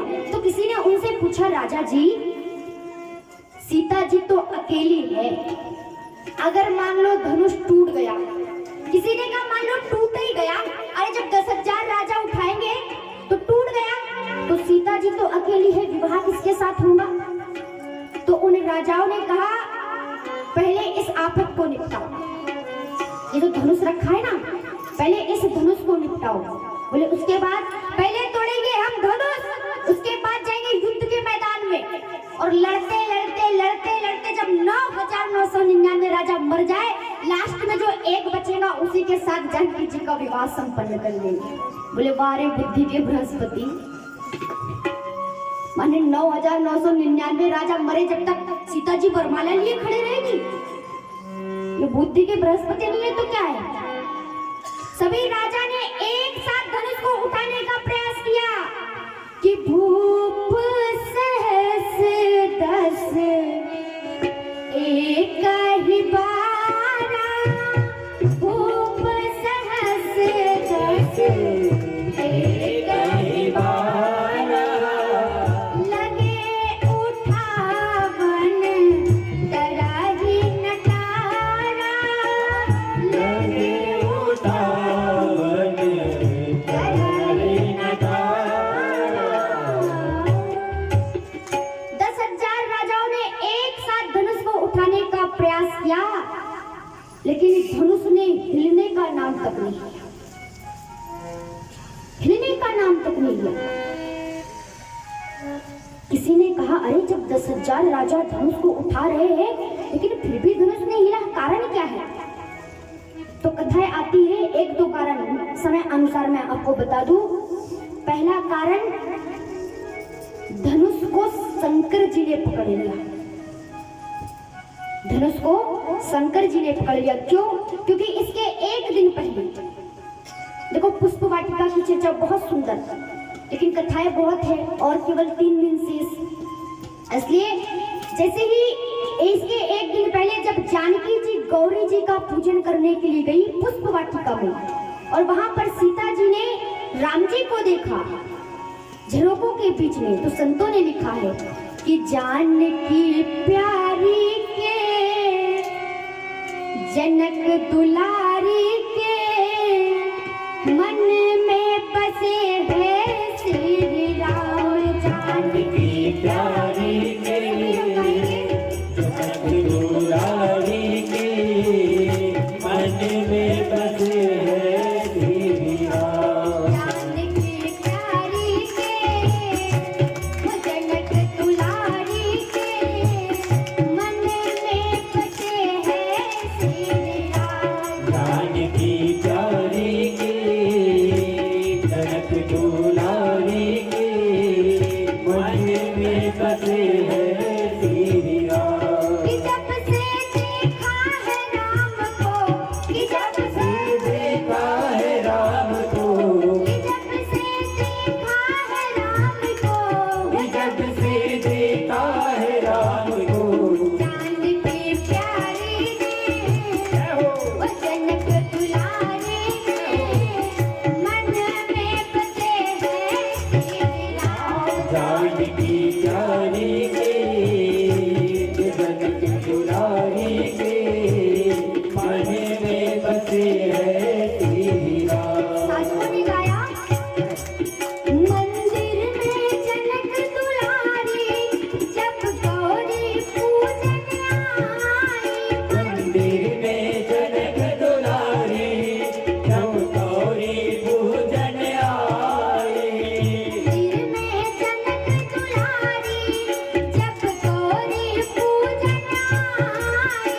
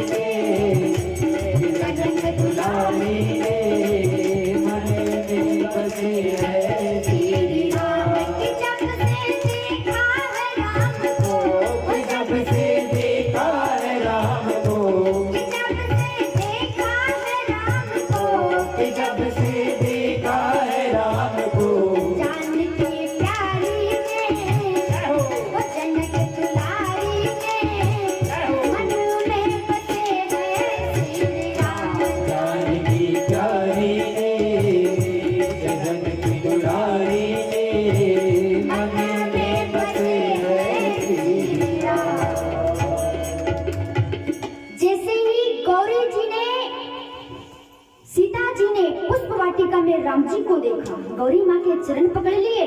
पार्वती जी ने आशीर्वाद दे दिया सीता को, क्या कि मन जाए राज्य मिलाई सोबर, सहज सुंदर सावरो मन जाए मिलाई सोबर, सहज सुंदर सावरो, करुणा निधान सुजान शील स्नेह जानत सावरो।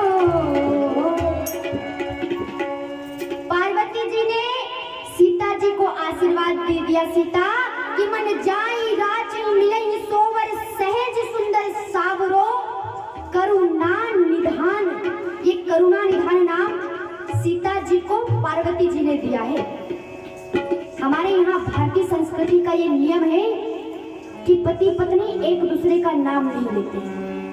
आजकल की फैशन की बात अलग है, आजकल तो ले लेते हैं, लेकिन हमारे यहाँ पति पत्नी एक दूसरे का नाम नहीं लिया करते थे।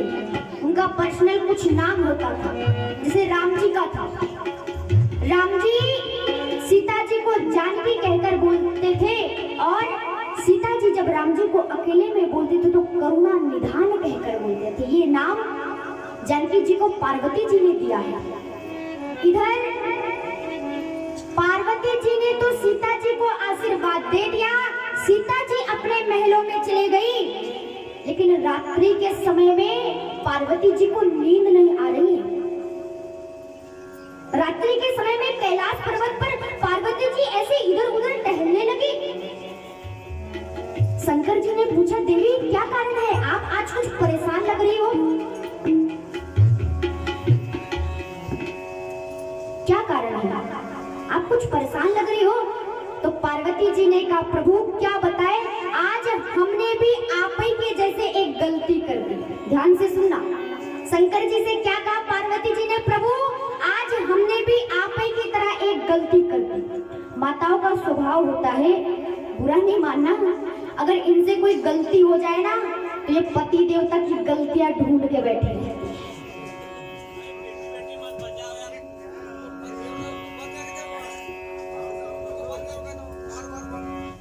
पत्नी अपने पति की गलतियां ढूंढ करके बैठी रहती है, गलतियां ढूंढ करके बैठी रहती है। आज पार्वती जी ने कहा, प्रभु हमने भी आप ही की तरह एक गलती कर दी। तो पार्वती जी ने कहा, आपकी एक थोड़ी ना, हजारों ऐसी गलतियां करी आपने। शंकर जी ने कहा, देवी एक ही बताओ। तो पार्वती जी ने कहा, जैसे भस्मासुर ने आपकी तपस्या कर मिला ही सोबर, सहज सुंदर सावरो, विराज मिला ही सोबर, सहज सुंदर सावरो, करुणा निधान सुजान शील स्नेह जानत रावरो। पार्वती जी ने कहा, स्वामी हमने आशीर्वाद दे दिया है सीता जी को। शंकर जी ने कहा, ठीक आशीर्वाद दे दिया, इसमें चिंता की क्या बात है? पार्वती जी ने कहा, प्रभु चिंता की तो ही बात है। बोले क्या? अरे बोले सीता जी को सावरा पति तो तब मिलेगा जब राम जी से धनुष टूटेगा, और धनुष को तोड़ने के लिए बड़े बड़े राजा आ रहे हैं, और हमें सबसे ज्यादा डर तो तुम्हारे चेला रावण का ही है, जिसने आप और हमारे सहित कैलाश पर्वत को उठा लिया था। हाँ, जब कभी भी रावण को प्रणाम करता रहता ना गुरुदेव के चरणों में, तो रावण झुकता नहीं है, कैलाश पर्वत को उठा करके अपने माथे से लगाता है। एक बार रावण आया, कैलाश को उठाया, कैलाश हिला। पार्वती जी ने कहा शंकर जी से, शंकर जी कैलाश छोड़ो, लगता है भूकंप आ रहा है। शंकर जी ने कहा शांति से बैठे रहो, भूकंप नहीं आ रहा, हमारा चेला रावण आया है। बोले क्या कर रहे हैं तुम्हारा चेला? बोले प्रणाम कर रहा है। अरे बोले ये कौन सा तरीका है प्रणाम करने का? अरे मेरा जो चेला रावण है ना, वो कभी झुकता नहीं है, इसलिए वो कैलाश पर्वत को उठाकर माथे से लगा रहा है। पार्वती जी ने कह दिया, स्वामी अगर इतना ही प्रणाम कराने का शौक है तो तुम चले जाया करो लंका, कह देना दोबारा यहाँ ना आए, कैलाश उठा लेना। उस दिन से शंकर जी जा रहे कहीं आ ना जाए। अब महाराज पार्वती जी ने कहा प्रभु हमें सबसे ज्यादा डर तो तुम्हारे चेला रावण का ही लग रहा है। अगर मान लो उन्होंने धनुष उठा लिया तो फिर जानकी जी को सावरा पति कहां से मिलेगा। तो शंकर जी ने कहा हम क्या करें। तो पार्वती जी ने कहा प्रभु तुम जाओ और धनुष को पकड़ लो, सूक्ष्म रूप में धरती के अंदर से, और धनुष को पकड़ लेना और देखते रहना। अगर राम जी का नंबर आए तो छोड़ देना और राजाओं का नंबर आए तो पकड़ लेना। शंकर जी ने कहा ठीक है, वैसे भी मुझे राम जी का विवाह देखने के लिए जाना था, मैं तुम्हारा भी काम कर दूंगा। शंकर जी ने तैयारी करी। पार्वती जी को याद आया इनको रहता है भगवान की भक्ति का नशा। अगर मान लो ये धनुष पकड़े बैठे और समाधि लग गई वही 87,000 वर्ष तक, और राजाओं का नंबर लगते लगते रामी जी का नंबर निकल जाए, ये बैठे रहे धनुष पकड़े। पार्वती जी ने कहा प्रभु नहीं नहीं तुम मत जाओ, तो जो होगा वो देखा जाएगा। शंकर जी ने कहा नहीं नहीं हम जा रहे हैं तो हम धनुष को भी पकड़ लेंगे। तो पार्वती जी ने कहा प्रभु फिर देखते रहना। क्या एक देखते रहना कि कहीं राम जी का नंबर तो नहीं लग गया। राम जी का नंबर लगे छोड़ देना, राजाओं का नंबर लगे पकड़ लेना। कैसे कि तमक तक शिव धनु धराई। तमक माने भी देखना और तक माने भी देखना। शंकर जी 2 बार देख रहे। एक बार ये देख रहे कि कौन राजा है, इतनी ताकत लगा दी पर धनुष नहीं मिल रहा, और एक बार ये देख रहे कि राम जी का नंबर तो नहीं लग गया। गोस्वामी जी महाराज ने चित्र खींचा क्या कि तमक तक शिव धनु धराई।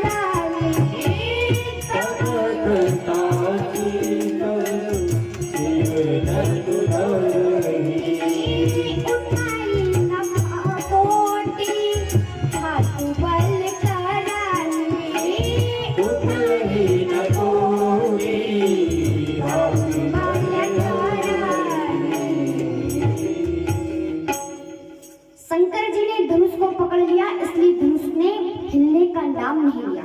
दूसरे संत कारण बताते हैं, नहीं एक कारण और है। बोले क्या है। बोले धनुष को पृथ्वी माता ने पकड़ लिया। पृथ्वी माता ने क्यों? क्योंकि धनुष की सीता जो है पृथ्वी माता की पुत्री है, और जब जनक जी ने घोषणा करी कि जो भी राजा धनुष का खंडन कर देगा उसी के साथ जानकी जी का विवाह संपन्न कर देंगे, तो अब पृथ्वी माता का कलेजा फट गया। उन्होंने मन में विचार किया अरे मेरे स्वामी ने प्रतिज्ञा करी है कि जब तक सीता के योग्य वर नहीं आ जाएगा धनुष को उठने नहीं दूंगी, इसलिए धनुष को पृथ्वी माता ने पकड़ लिया। प्रमाण के लिए ले चलना चाहते हूँ जहां पर राम जी ने अंगद को रामदूत बना करके भेजा रावण के पास कि एक बार और गोल्डन चांस दे दिया जाए, लेकिन मूर्ख को कोई बात समझ में नहीं आती। जैसे ही अंगद गया, अंगद ने कहा अरे रावण अगर तू मानता है मेरी मैया सीता को वापस कर देता है तो ये लड़ाई नहीं होगी, नाश होने से बच जाएगा। तो आदि शिक्षाएं दी अंगद ने। तो रावण क्या कहने लगा अरे अंगद तुम मेरे सामने पैदा होने वाला बालक तो मुझे ज्ञान देने के लिए आया है।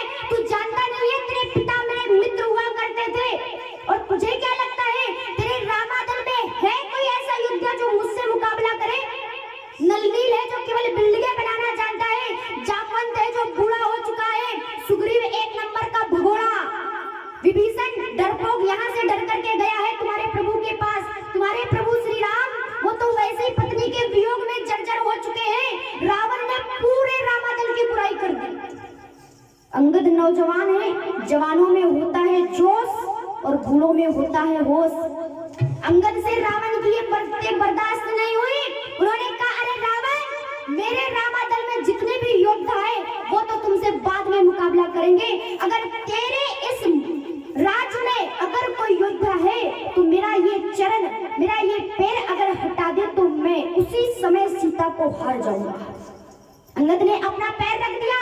जैसे ही अंगद ने इतनी बातें कही धरती माता का कलेजा फट गया। अरे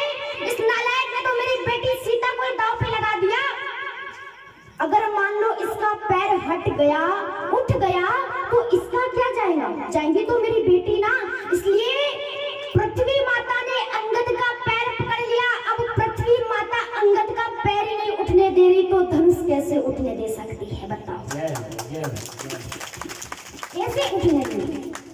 तो धनुष को पृथ्वी माता ने पकड़ लिया, इसलिए धनुष ने हिलने का नाम नहीं लिया। तीसरे संत बैठे हैं, बस इसके बाद कथा ही सुना रही हूँ। उन्होंने कहा नहीं, एक कारण और है। बोले क्या है? बोले धनुष पे राहु बैठा है, धनुष पर राहु बैठा है। क्यों? इसके एक दिन पहले रावण धनुष को उठाने के लिए आया। मन में विचार आया, रात्रि के समय में परीक्षा करके देख लूं, अगर रात में उड़ गया तो दिन में भी उड़ जाएगा भरी सभा में। जैसे ही रावण गया धनुष को उठाने लगा तो अब रावण के हाथ धनुष से चिपक गए। रावण अपने हाथ ही नहीं छुड़ा पा रहा महाराज। उतने ही समय में शंकर जी को याद किया। शंकर जी प्रकट हुए, क्या हुआ चेला? तो रावण ने कहा, गुरुदेव हम तो धनुष को उठाने के लिए आए थे, लेकिन इसमें तो हमारे हाथ चिपक गए, अब तो हम हमारे हाथ ही नहीं छुटा पा रहे हैं। तो तुम एक काम करो, इस धनुष को उठाओ जिससे हमारे हाथ छूटे। तो शंकर जी ने कहा, रे रावण, इस धनुष को मैं भी नहीं उठा सकता सिवाय राम जी के, इस धनुष को केवल राम जी उठा सकते हैं। तो रावण ने कहा, फिर मैं रात भर ऐसे बैठा रहूं? शंकर जी ने उतनी ही रात्रि को राम जी को याद किया, राम जी ने उस धनुष को उठाया, तब जाकर के शंकर जी रावण के हाथ छूटे। शंकर जी और राम जी तो अपने अपने महलों में चले गए, लेकिन रावण ने योजना बनाई। योजना, क्या योजना बनाई? मन में विचार आ गया, जो धनुष मेरे से नहीं उठा मैं किसी से उठने नहीं दूंगा। उतने ही समय राहु को याद किया, राहु बैठो इस धनुष पे। राहु ने कहा, महाराज कब तक बैठना है? कोई समय, कोई सीमा, कब तक बैठना है? तो रावण ने कहा, राहु जब तक जनक जी प्रोग्राम कैंसिल ना कर दे तुम बैठे रहना, और जैसे ही जनक जी प्रोग्राम कैंसिल करे तुम उठकर चले जाना। तो तीसरा कारण, धनुष पर राहु बैठा है, इसलिए धनुष ने हिलने का नाम नहीं लिया। परिणाम, एक एक करके 10,000 राजाओं का नंबर लग गया, लेकिन धनुष ने हिलने का नाम तक नहीं लिया। जनक जी ने देखा अब कोई वीर जाएगा धनुष का खंडन करके मेरी बिटिया के साथ विवाह कर लेगा, लेकिन थोड़ी देर जनक जी ने प्रतीक्षा करी। जब देखा कि कोई वीर धरती पर नहीं है जो मेरी धनुष का खंडन कर मेरी बेटी के साथ विवाह कर ले, आज जनक जी को बहुत दुख हुआ। क्या मेरी प्रतिज्ञा गलत थी? मैंने तो संकल्प लिया था, मैंने तो सोचा था कि जब मैं ये घोषणा करूंगा तो अपनी शक्ति को लेने के लिए शक्तिमान जरूर आएगा, लेकिन मुझे क्या पता था मैं स्वयं हंसी का पात्र बन जाऊंगा अपनी बेटी सीता को दांव पर लगा करके। आज जनक जी ने खरी खोटी सुनाना प्रारंभ कर दिया। लगता है यह पृथ्वी वीरों से विहीन हो चुकी है। अब जानी को मां के भट मानी, और लगता है वीर विहीन मन में जानी। अब जानी के भट मानी, वीर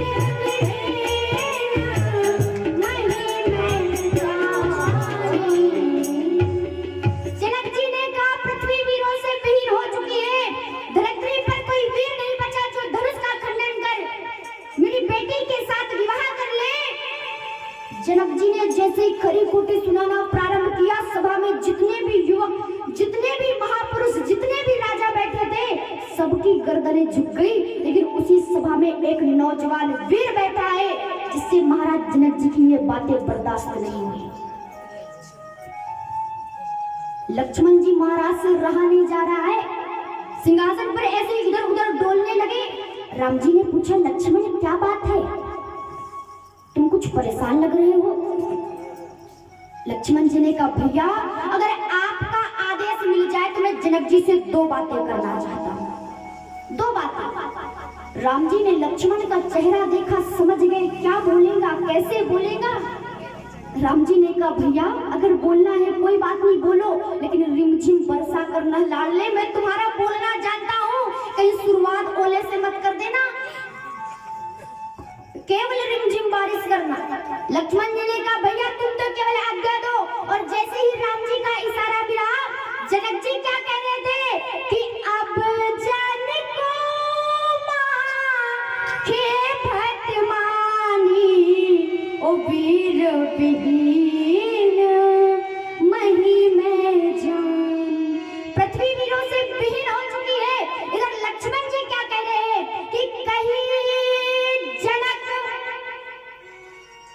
ललकार करके कहा, ए जनक। और जैसे ही ऐसे सीधे शब्दों में कहा ए जनक, तो राम जी खड़े हो गए, लक्ष्मण के मुख पर हाथ रख दिया। लक्ष्मण, मैंने क्या कहा था, केवल रिमझिम बारिश करना, और तुमने शुरुआत फूलों से कर दी।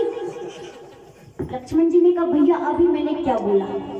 राम जी बोले थे, इससे भयानक बोलने वाले थे। अरे इतने बड़े राजा के लिए तुमने सीधे शब्दों में कह दिया ए जनक।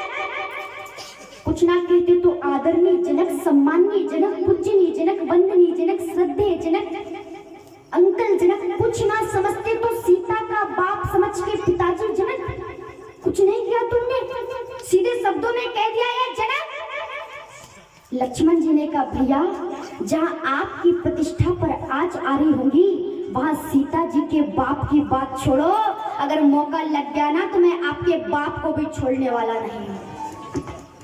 हाँ महाराज, लक्ष्मण जी वो समर्पित व्यक्तित्व है, समय आने पर, राम जी की प्रतिष्ठा पर आज आने पर लक्ष्मण ने अपने पिता महाराज दशरथ जी को भी नहीं छोड़ा। समय नहीं है हमारे पास, लेकिन 2 मिनट की चर्चा है। देखो, जब हम कथा सुनाना प्रारंभ करते हैं ना, तो डालियां निकलती है, हमारा मन करता है थोड़ा सा इस डाली पे भी घूम लिया जाए, थोड़ा सा इस डाली पर भी घूम लिया जाए। जब सुमंत जी राम, लक्ष्मण और सीता को गंगा के घाट पर छोड़ करके आए, तो दशरथ जी ने पूछा, सुमंत राम लौटे, सीता लौटी, लक्ष्मण? सुमंत जी ने कहा नहीं। बोले कोई संदेश? हाँ, राम का संदेश सुनाया, सीता का संदेश सुनाया। दशरथ जी ने उठ करके पूछा, सुमंत मुझे राम का संदेश सुनने में आनंद नहीं आया, इधर ध्यान दो। मुझे सीता का संदेश सुनने में आनंद नहीं आया, तुम मेरे लाडले लक्ष्मण का संदेश सुनाओ कि मेरे लाडले लक्ष्मण ने मेरे लिए क्या संदेश भेजा है। सुमंत जी ने कहा, राजन मैं लक्ष्मण का संदेश नहीं सुना सकता। बोले क्यों? क्योंकि मुझे राम ने सौगंध दिलाई है, और सौगंध खाकर अगर किसी की तोड़ दी जाए तो उसका अहित होता है, इसलिए मैं राम की सौगंध तोड़ करके तुम्हें लक्ष्मण का संदेश नहीं सुना सकता। दशरथ जी ने उठ करके कहा, सुमंत तुम मंत्री हो, मैं राजा हूँ, और राजा होने के नाते तुम्हें आदेश देता हूँ कि तुम राम की सौगंध तोड़ करके मेरे बेटे लक्ष्मण का संदेश सुनाओ कि मेरे बेटे लक्ष्मण ने मेरे लिए क्या संदेश भेजा है। सुमंत जी ने कहा, मैं नहीं सुना सकता। क्यों? क्योंकि मुझे राम ने सौगंध दिलाई है। दशरथ जी ने कहा, राम की सौगंध तोड़ करके तुम संदेश सुनाओ। तो सुमंत ने कहा, प्रभु अगर राम की सौगंध तुमने तोड़ दी होती तो राम जैसे बेटे का वनवास ना हुआ होता। चार दीवारी के बीच में आपने महारानी कैकेयी के सामने सौगंध खाई राम की, नहीं तोड़ पाए। क्यों? क्योंकि सौगंध खाकर अगर तोड़ दी जाए तो उसका अहित होता है, मेरे राम का अहित ना हो जाए, इसलिए तुमने राम का 14 वर्षों का वनवास होने दिया, लेकिन सौगंध नहीं तोड़ी। राजन, राम तुम्हारा बेटा है, लेकिन राम मुझे पिता के जैसे सम्मान देता है और मैं उन्हें पुत्र के जैसा, इसलिए मैं राम की सौगंध तोड़कर तुम्हें लक्ष्मण का संदेश सुनाने वाला नहीं हूँ। दशरथ जी रो पड़े, सुमंत बस केवल इतना बता दो कि मेरे बेटे लक्ष्मण ने मेरे लिए मीठा मीठा संदेश भिजवाया है या कड़वा कड़वा, बस केवल इतना बता दो। सुमंत जी ने कहा, राजन मीठा तो कुछ भी नहीं भिजवाया। अरे लखन कहे कछु वचन कठोरा, मीठा तो कुछ भी नहीं भिजवाया। लखन कहे कछु वचन कठोरा, इतना सुनना था। दशरथ जी खिलखिला के हंस पड़े, अरे सुमंत अब मैं चैन से मर जाऊंगा, अभी तक मुझे यही चिंता सता रही थी, मेरा बेटा राम गौ के समान सीधा साधा भोला भाला है, 14 वर्षों तक इसकी प्रतिष्ठा की रक्षा कौन करेगा। लेकिन लक्ष्मण के भाई के रहते हुए, लक्ष्मण जैसा भाई जिन्होंने अपने भाई की प्रतिष्ठा पर आज आने पर अपने बाप को भी 2-4 कड़वे शब्द सुना दिए, तो लक्ष्मण के भाई जैसे होते हुए राम का कोई बाल बाका नहीं कर सकता। सुमंत अब मैं चैन से मर जाऊंगा। जय जय। ये समर्पण है लक्ष्मण जी का धर्म के प्रति, भगवान के प्रति। आज लक्ष्मण जी ने कहा भैया जहाँ आपकी प्रतिष्ठा पर आज आ रही होंगी ना, वहां मैं किसी को छोड़ने वाला नहीं हूँ। राम जी ने कहा लक्ष्मण एक बात बताओ, यहाँ हमारी प्रतिष्ठा कहाँ से आ गई? ध्यान से सुनिएगा। राम जी ने कहा भैया अनुज लक्ष्मण एक बात बताओ, यहाँ पर हमारी प्रतिष्ठा कहाँ से आ गई? अरे जनक जी ने तो उन राजाओं के लिए कहा था जो धनुष को तोड़ने के लिए आए थे, नहीं तोड़ पाए। एको कम करो।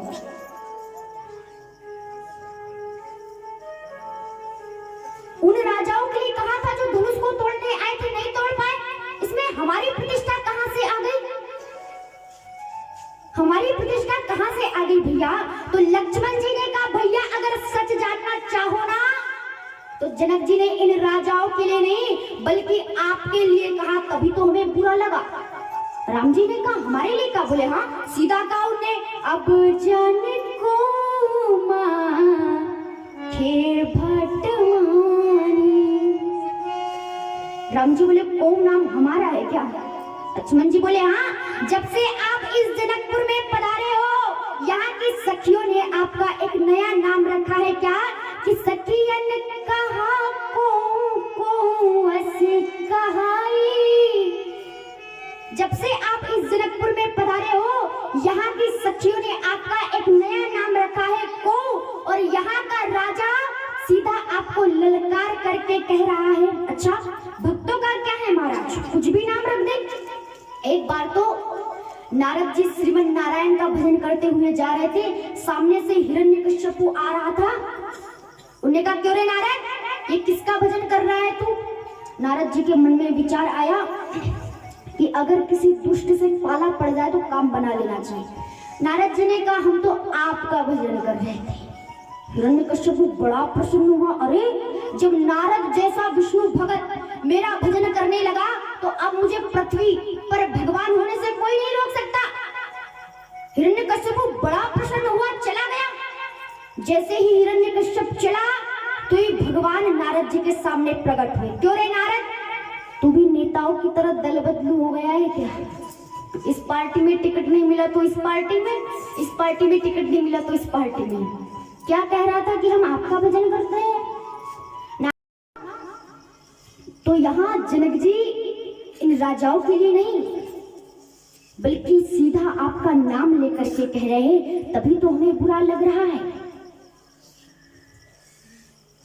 आइए एक भजन होगा, सभी लोग प्रेम भाव और अनुराग के साथ बोलेंगे प्रेम से, और सभी लोग को सहयोग करना है, ठीक है ना? सभी लोग को साथ देना है। बोलिए राघवेंद्र सरकार की जय, गोपाल कृष्ण भगवान की जय। जीवन में आस्था दवा मीरा जी को दिल में रख के मांगना है। सभी लोग उच्च स्वर के साथ बोले क्या कि दर्द दिल की दवा दीजिए मेरे प्यारे। और हमारी दवा क्या है?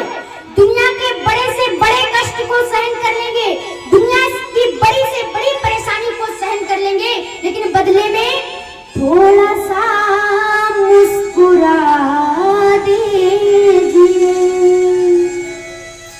सभी लोग एक साथ बोलेंगे दर्द दिल की दवा दीजिए मेरे प्यारे। दर्द दिल की दवा दीजिए मेरे प्यारे। दर्द दिल की दवा दीजिए मेरे प्यारे। दर्द दिल की दवा दीजिए। दर्द दिल की दवा दीजिए मेरे प्यारे।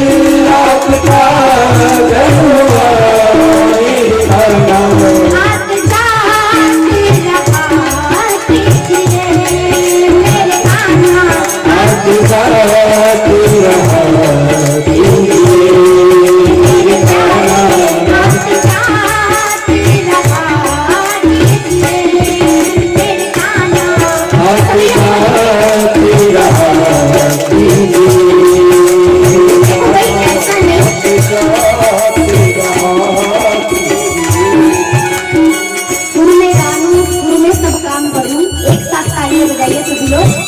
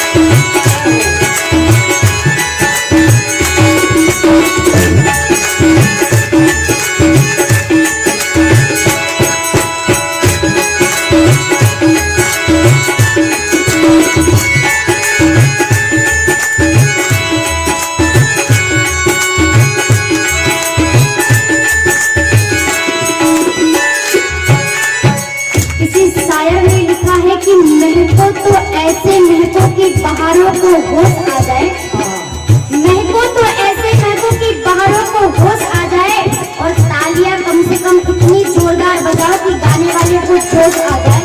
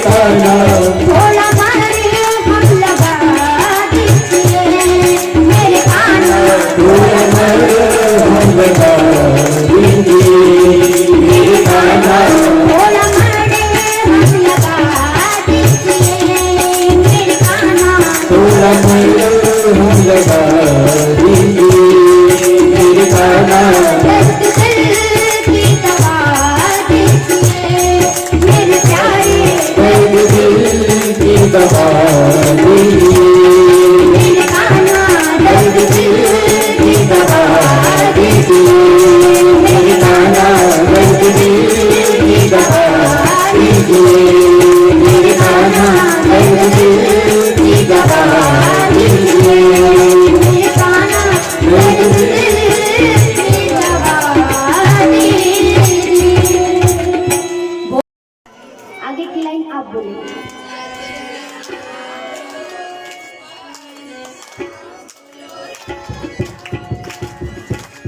आते भी राम बोलो, जाते भी राम बोलो, सुबह और शाम बोलो राम राम राम।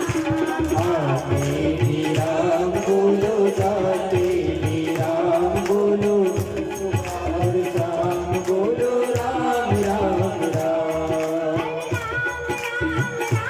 भैया राम राम राम। राम राम राम भैया राम राम राम। भैया राम राम राम। राम राम राम भैया राम राम राम। जाते भी राम बोलो, जाते भी राम बोलो, सुबह और शाम बोलो राम राम राम। आते भी राम बोलो, जाते भी राम बोलो, सुबह और शाम भैया राम राम राम। हरे राम राम राम कहलो राम राम राम। राम राम राम राम बोलो राम राम राम। कहलो राम राम राम। राम राम राम बोलो राम राम राम। आते भी राम बोलो,